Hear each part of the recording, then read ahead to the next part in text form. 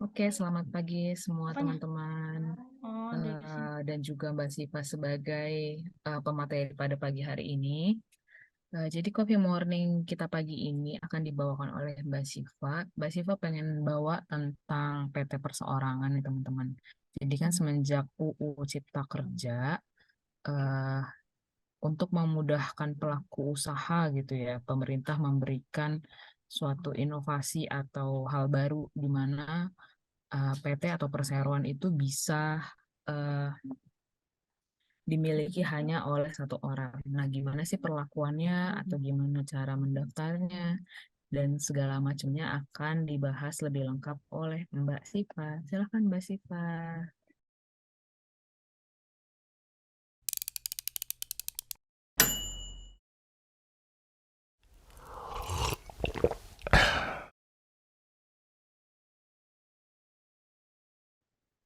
Selamat pagi teman-teman, Mas, Mbak, semua.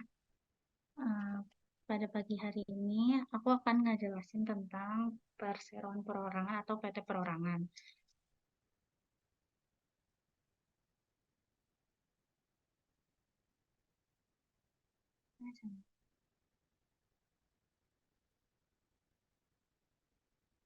Ini kelihatan nggak sih, Ustaz, layar aku?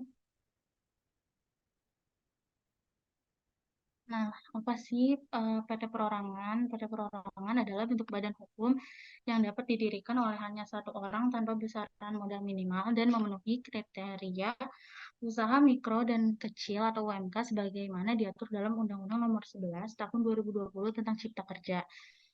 Nah, latar belakang dilahirkannya pilihan jenis badan hukum baru ini adalah untuk memfasilitasi kebutuhan banyak pelaku usaha mikro kecil yang ingin mendapatkan kepastian status badan hukum yang terdaftar secara resmi. Pendirian PT Perorangan dilakukan berdasarkan surat pernyataan pendirian yang dibuat dalam bahasa Indonesia.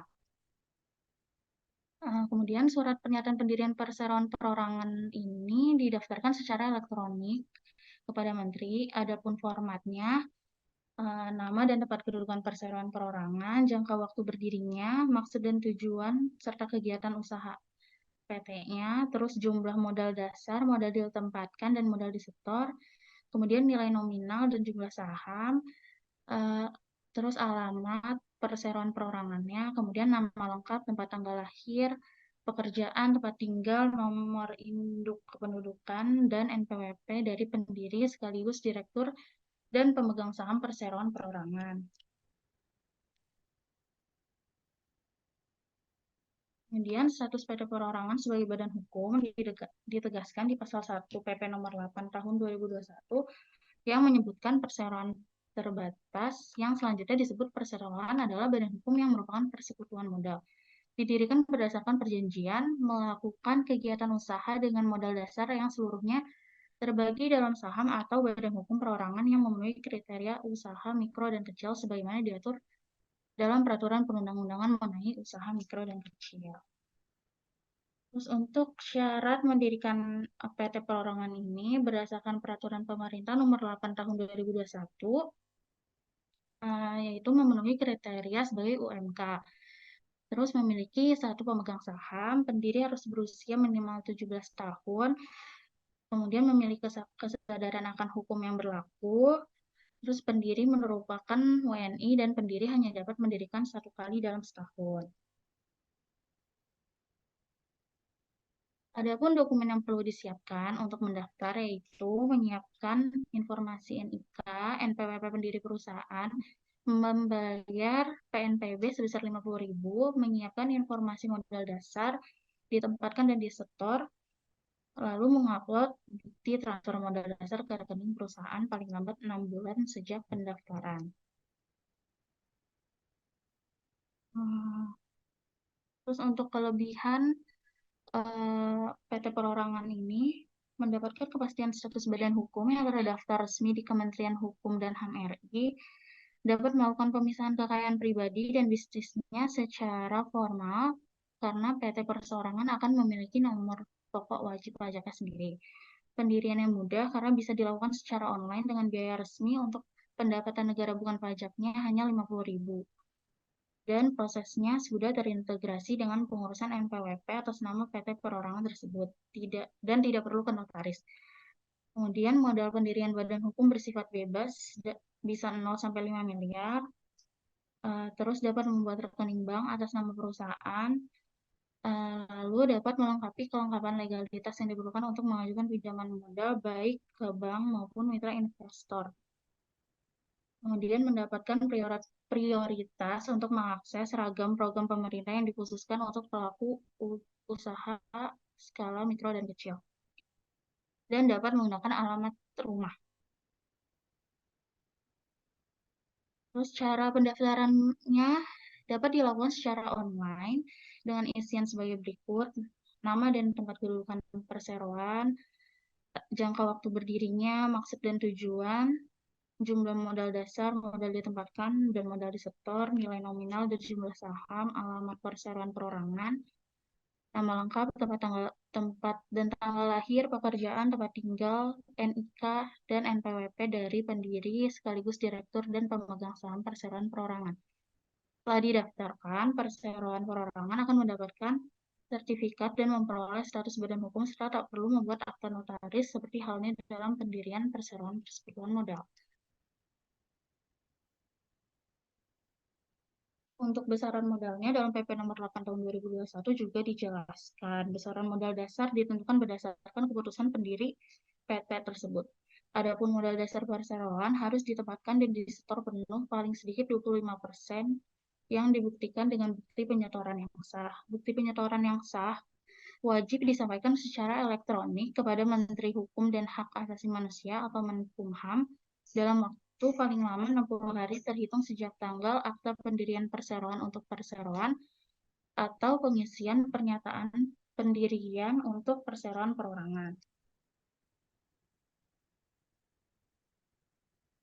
Terus kalau pengen merubah PT perorangannya juga bisa dengan mengajukan pernyataan perubahan perseroan. Terus untuk isiannya sama kayak pendaftaran. Terus pernyataan perubahan ditetapkan dengan keputusan pemegang saham perseroan perorangan yang mempunyai kekuatan hukum sama dengan rapat umum pemegang saham dan diajukan kepada menteri secara elektronik untuk mendapatkan sertifikat pernyataan perubahan. Terus untuk pembubaran perseroan perorangan ditetapkan dengan keputusan pemegang saham perseroan yang mempunyai kekuatan hukum sama dengan rapat umum pemegang saham yang dituangkan dalam pernyataan pembubaran dan diberitahukan secara elektronik kepada menteri. Adapun formatnya sama seperti pendaftaran dan pernyataan. Terus hal-hal yang dapat terus perseroan perorangan dapat dibubarkan karena hal-hal di bawah ini. Yang pertama, berdasarkan keputusan perseroan perorangan, kekuatan hukum sama dengan pemegang saham. Kemudian jangka waktu berdirinya yang ditetapkan dalam pernyataan pendirian atau perubahannya telah berakhir. Berdasarkan penetapan pengadilan, dengan dicabutnya kepailitan berdasarkan putusan pengadilan niaga yang telah mempunyai kekuatan hukum tetap. Harga pailit perseroan perorangan tidak cukup untuk membayar biaya kepailitan. Kemudian, harga pailit perseroan perorangan yang telah dinyatakan pailit berada dalam keadaan insolvensi sebagaimana diatur dalam Undang-Undang mengenai kepailitan dan penundaan kewajiban pembayaran utang. Kemudian dicabutnya perizinan berusaha perseroan perorangan sehingga mewajibkan perseroan melakukan likuidasi dengan mengisi pernyataan pembubaran. Aku belum masukin tarif pajaknya. Jadi tarif pajak perseroan perorangan itu yang tarif PPh yang berlaku adalah tarif PPh badan. Terus perseroan perorangan masih bisa memanfaatkan pengurangan tarif sebagaimana telah diatur dalam pasal 31E Undang-Undang Pajak Penghasilan. Pasal tersebut menyatakan bahwa subjek pajak badan dalam negeri yang memiliki peredaran bruto mencapai 50 miliar memperoleh keuntungan berupa pemotongan tarif sebanyak 50% yang dihitung dari tarif pajak penghasilan yang dikenakan untuk subjek pajak badan.